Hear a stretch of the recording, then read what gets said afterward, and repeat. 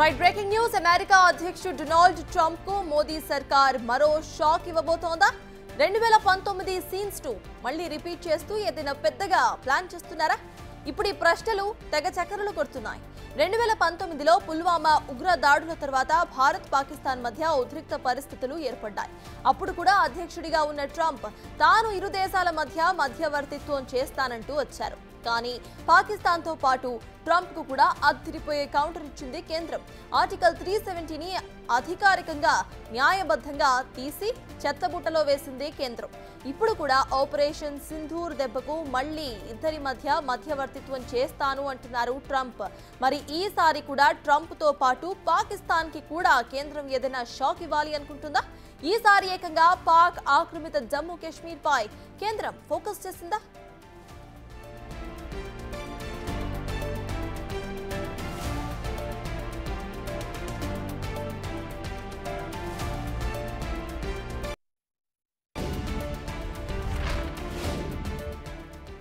Operation Sindoor Pahalgam ఉగ్రదాడులకు ప్రతీకారంగా Indian armed forces చేపట్టిన స్పెషల్ ఆపరేషనే ఇది ఆపరేషన్లో భాగంగానే పాకిస్తాన్కు చుక్కలు చూపించింది భారత్ కానీ ఆ తర్వాత ఉద్రిక్తతలు పెరగడంతో కాల్పుల విరమణ ఒప్పందం జరిగింది బట్ ఈ ఒప్పందం కుదరడానికి ముందు ఆ తర్వాత కూడా ఇండియన్ ఆర్మ్డ్ ఫోర్సెస్ ఒకే ప్రకటనను చేస్తున్నాయి అదే ఆపరేషన్ సింధూర్ ఇంకా కొనసాగుతోంది అని ఇదే ఇప్పుడు కేంద్రం ఏదో భారీగా చేసేందుకు రెడీగా ఉందనే అనుమానాలను బలపరుస్తోంది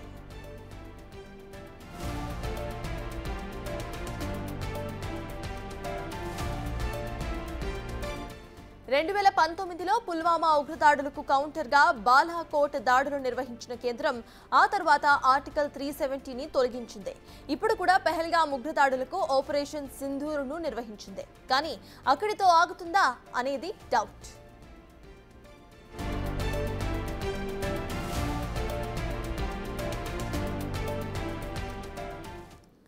రైట్ మొత్తం దానికి సంబంధించిన పూర్తి అప్డేట్స్ మా ప్రతినిధి శివ అందిస్తారు శివ చెప్పండి ప్రెజెంట్ మనం చూస్తున్నాం ఎన్నో క్వశ్చన్స్ భారతీయుల్లో నెలకొంది ఇంటర్నేషనల్లీ ఈ వార్ మళ్ళీ జరగబోతోందా ఆపరేషన్ సింధూర్ కి సంబంధించిన అప్డేట్స్ ఏంటి అసలు సెంట్రల్ గవర్నమెంట్ ఏం ఆలోచిస్తోంది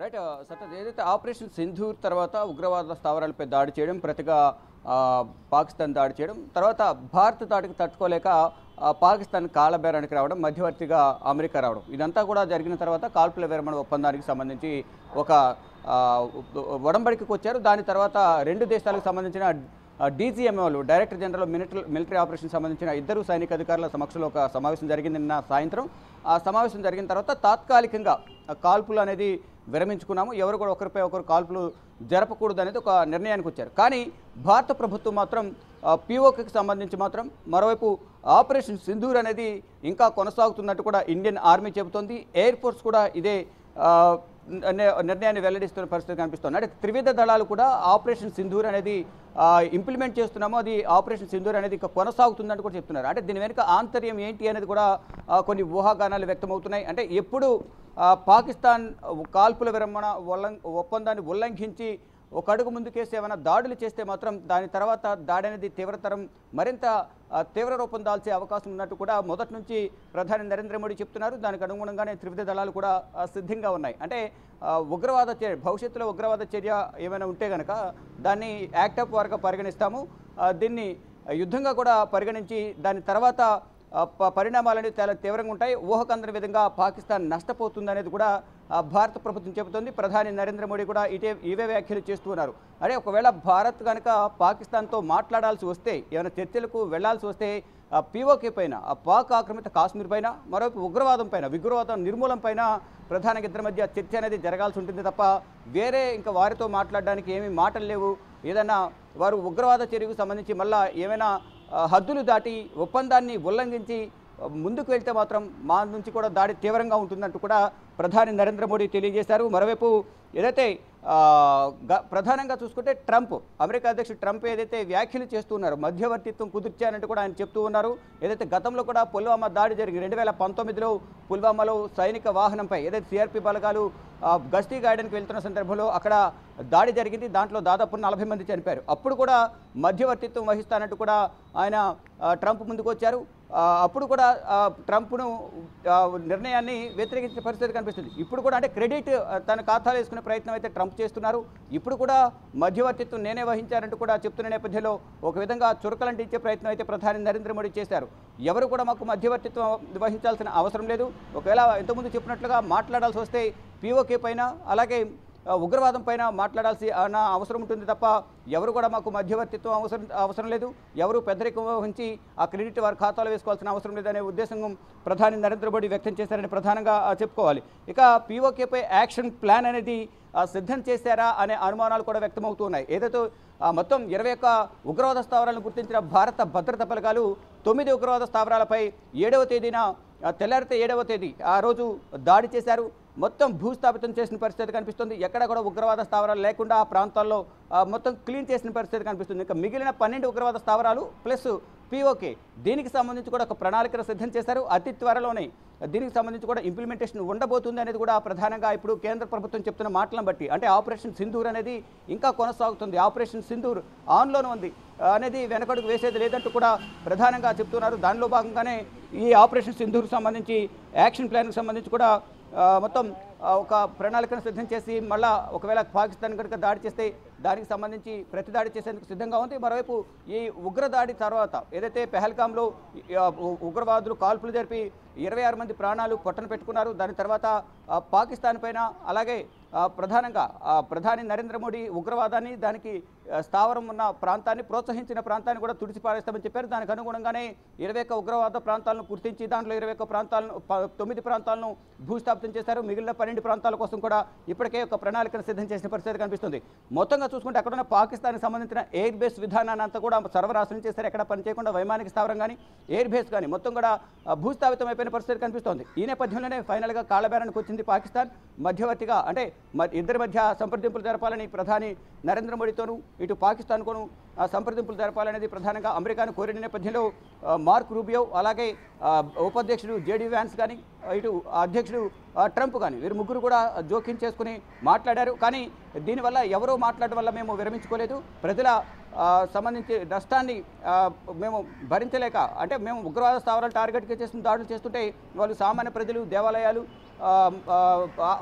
ప్రభుత్వ కార్యాలయాలపై దాడి చేస్తున్నారు. దాని ద్వారా ఇటు సామాన్య ప్రజలు నష్టపోకూడదనే ఉద్దేశంతోనే మేము జస్ట్ కాల్పుల విరమణ ఒప్పందానికి తాత్కాలిక విరామం మాత్రం ప్రకటించాం. ఒకవేళ మళ్ళీ వీటిని కూడా అతిక్రమించి ముందుకు వెళ్తే మాత్రం దీని పరిణామాలు చాలా తీవ్రంగా ఉంటాయని కూడా తెలిపారు. సర్టస్ శివ, మునపటి నుండి పాకిస్తాన్ చూపిస్తుంది ఒకటే వైఖరి. ఇటు ఇంతకు ముందు కూడా ఎల్ఓసి వెంబడే టెర్రరిస్టులను పంపించే ప్రయత్నం చేసింది. ఇప్పుడు కూడా మళ్ళీ అదే ప్రయత్నం అయితే చేసింది పాకిస్తాన్. మరి ఇటువంటి ప్రయత్నాలను ఇటు భారత్ ఎలా తిప్పికొడుతుంది అనుకోవాలి? ఆపరేషన్ సింధూర్ ఇంకా కొనసాగుతోంది అంటూ ప్రైమ్ మినిస్టర్ ఇప్పటికే చెప్పారు. కాబట్టి మళ్ళీ డొనాల్డ్ ట్రంప్ వీటి గురించి ఏమైనా కమెంట్స్ చేసే అవకాశం ఉందనుకోవాలా? రైట్, ఏదైతే ఎల్ఓసి వద్ద కాల్పుల విరమణ ఒప్పందాన్ని ఉల్లంఘించి గత కొంతకాలంగా కూడా భారత ఆర్మీ చెక్ పోస్టులే కానీ భారత ఆర్మీని సైనికులను టార్గెట్గా చేసుకుని వాళ్ళు కాల్పులకు తెగబడుతున్న పరిస్థితి కనిపిస్తుంది. దానికి ధీటుగా కూడా భారత సైన్యం తిప్పికొట్టే ప్రయత్నం చేస్తుంది. దానివల్ల ఇటు ఎక్కడ కూడా వాళ్ళు ప్రయత్నాలు చేసినా ప్రయత్నాలన్నీ విఫలమవుతున్న పరిస్థితి కనిపిస్తూ ఉంది. అయితే ఇప్పుడు పెహల్గాంలో ఉగ్రదాడి జరిగిన తర్వాత భారత్ తీసుకున్న కఠిన నిర్ణయాల వల్ల వారి ఇంకా కాల్పుల విరమణ ఒప్పందాన్ని మరింత ఉల్లంఘించి రోజు రాత్రి సమయంలో దాడులు చేయడం ప్రారంభించారు. వాటిని ధీటుగా భారత ప్రభుత్వం కూడా ధీటుగా సమర్థవంతంగా తిప్పికొడుతున్న పరిస్థితి కనిపిస్తూ ఉంది. ఎక్కడికక్కడ వారు ఎన్ని ప్రయత్నాలు చేసినప్పటికీ కూడా దాన్ని ఎదుర్కొనేందుకు భారత సైన్యం కూడా ఎల్ఓసి వద్ద లైన్ ఆఫ్ కంట్రోల్ వద్ద సిద్ధంగా భారత భద్రతా బలగాలు ఉన్నాయి. ఎక్కడ కూడా ఏ విధంగా కూడా భారత్కు నష్టం జరగకూడదు, సామాన్య ప్రజలకు దీనివల్ల పాకిస్తాన్ కానీ భారత్కు మధ్య జరిగే ఈ దాడుల వల్ల ఎక్కడ కూడా సామాన్య ప్రజలందరూ కూడా ఎవరు కూడా నష్టపోకూడదు, అందరూ సురక్షితంగా ఉండాలనే భారత్ భావిస్తోంది. కానీ పాకిస్తాన్ మాత్రం సామాన్య ప్రజలు, దేవాలయాలు, ప్రభుత్వ కార్యాలయాలు, మదర్సాలు టార్గెట్గా చేసుకుని ఈ దాడులకు కొనసాగిస్తున్న పరిస్థితి కనిపిస్తుంది. కానీ ఆపరేషన్ సింధూర్ అనేది ఆన్లోనే ఉంది, ఇంకా కొనసాగుతుందనే విషయాన్ని పాకిస్తాన్ గుర్తుపెట్టుకోవాలి. లేని పక్షంలో ఒకవేళ ఇచ్చిన మాట తప్పి అతిక్రమించి ముందుకు వెళ్తే కాల్పుల విరమణ ఒప్పందానికి సంబంధించి తాత్కాలికంగా బ్రేక్ మాత్రమే మేము విధించాం తప్ప ఎటువంటి దీనికి సంబంధించి కానీ ఉగ్రవాద చర్యకు ముందుకొస్తే మాత్రం పరిణామాలు చాలా తీవ్రంగా ఉంటాయి కూడా భారత ప్రభుత్వం చెబుతుంది. అంటే మరోవైపు ఏదైతే భారత్ ప్రధానంగా ట్రంప్ను ఉద్దేశించి కాశ్మీర్ విషయం కూడా త్వరలోనే పరిష్కరిస్తామంటూ కూడా ట్రంప్ కొన్ని వ్యాఖ్యలు చేశారు. అయితే దీనికి కాశ్మీర్ విషయంలో ఎవరు జోక్యం చేసుకోవాల్సిన అవసరం లేదు, దాన్ని ఎలా సాధించుకోవాలో, ఎలా మేము మా భూభాగంలో ఆల్రెడీ భారత భూభాగంలో ఉంది కాబట్టి దాన్ని ఎలా స్వాధీనం చేసుకోవాలో మాకు తెలుసు, ఎవరి జోక్యం అవసరం లేదు, ఎవరు పెద్దరికం అవసరం లేదు, ఎవరు మధ్యవర్తిత్వం వ్యవహరించాల్సిన అవసరం లేదంటూ కూడా ప్రధాని నరేంద్ర మోడీ ఇండైరెక్ట్గా ట్రంప్కు కొన్ని చురకలండిచ్చిన పరిస్థితి కనిపిస్తోంది.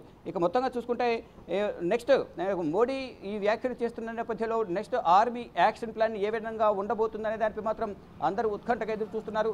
కానీ ప్రతి ఒక్కరు కూడా త్రివిధ దళాలు మాత్రం ఎప్పటికప్పుడు సిద్ధంగా ఉన్నాయి. అంటే పాకిస్తాన్ ఒకవైపు 9వ తేదీన కాల్పుల విరమణ ఒప్పందానికి సంబంధించి చర్చలు జరిగాయి. 10వ తేదీన ఒప్పందం కుదుర్చుకున్నారు. తర్వాత దానికి సంబంధించి ఒక నిర్ణయం తీసుకున్న తర్వాత తీసుకున్న 3 గంటలకే మళ్ళా డ్రోన్ల ద్వారా, మిసైల్స్ ద్వారా, మోటార్స్ ద్వారా దాడులకు తెగబడ్డారు. వీటిని మళ్ళా భారత్ తిప్పికొట్టింది. ప్రతిగా దాడి చేయడం వల్ల ఇటు పాకిస్తాన్లో పెషావర్లో ఒక ఎయిర్ బేస్ కూడా కంప్లీట్గా దెబ్బతింది. అంటే దాని ద్వారా 11వ ఎయిర్ బేస్, మొత్తం 11 ఎయిర్ బేస్లకు పైగా కూడా పాకిస్తాన్కి సంబంధించి నాశనమైనట్టు తెలుస్తోంది. ఈ నేపథ్యంలోనే పాకిస్తాన్కు ఎన్నిసార్లు బుద్ధి చెప్పినా వాళ్ళ బుద్ధి వంకరగానే ఉంటుంది తప్ప వాడు మారడం లేదనేది కూడా భారత ప్రభుత్వం చెప్తుంది. ఒకవేళ వారు దాడి చేస్తే మేము ప్రతిదాడి చేస్తాం, ప్రతిదాడి చేసిన సందర్భంలో వారే నష్టపోతున్నారు తప్ప మాకు ఎటువంటి నష్టం లేదనేది కూడా ప్రధానంగా భారత ప్రభుత్వం చెప్తుంది. కానీ వాళ్ళు సామాన్య ప్రజలను టార్గెట్గా చేసుకుని దాడులు చేయడమే బాగోలేదు అనేది ప్రధానంగా అభిప్రాయం వ్యక్తం చేస్తున్నారు. కానీ దానికి గట్టిగా బుద్ధి చెప్తాం. ఇప్పటికే పర్యాటకులపై దాడి చేసి 26 మందిని ప్రాణాలను పొట్టన పెట్టుకున్నారు. దానికి ఆపరేషన్ సింధూర్ అనే పేరు పెట్టి మొత్తం అందరినీ కూడా భూస్థాపితం చేసే ప్రయత్నం చేస్తున్నాం.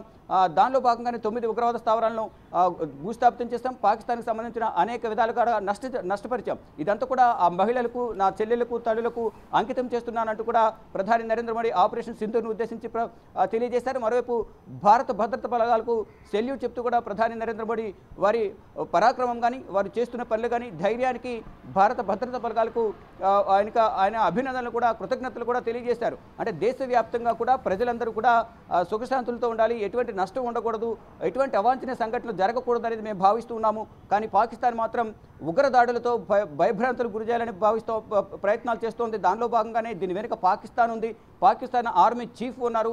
అందరూ కూడా వారి కనుస్థానాల్లోనే ఈ ఉగ్రవాదాన్ని పెంచి పోషించి ఇతర దేశాల మీదకి ఉసుగొల్పుతున్న పరిస్థితి కనిపిస్తుంది. దానిలో భాగంగానే అక్కడ ట్రైనింగ్ ఇచ్చి భారతదేశం మీదకు పంపించి దాడులు చేపించిన నేపథ్యంలోనే 26 మంది చనిపోయారని కూడా మరో బ్రేకింగ్ న్యూస్ వస్తోంది, అదొకసారి చూద్దాం.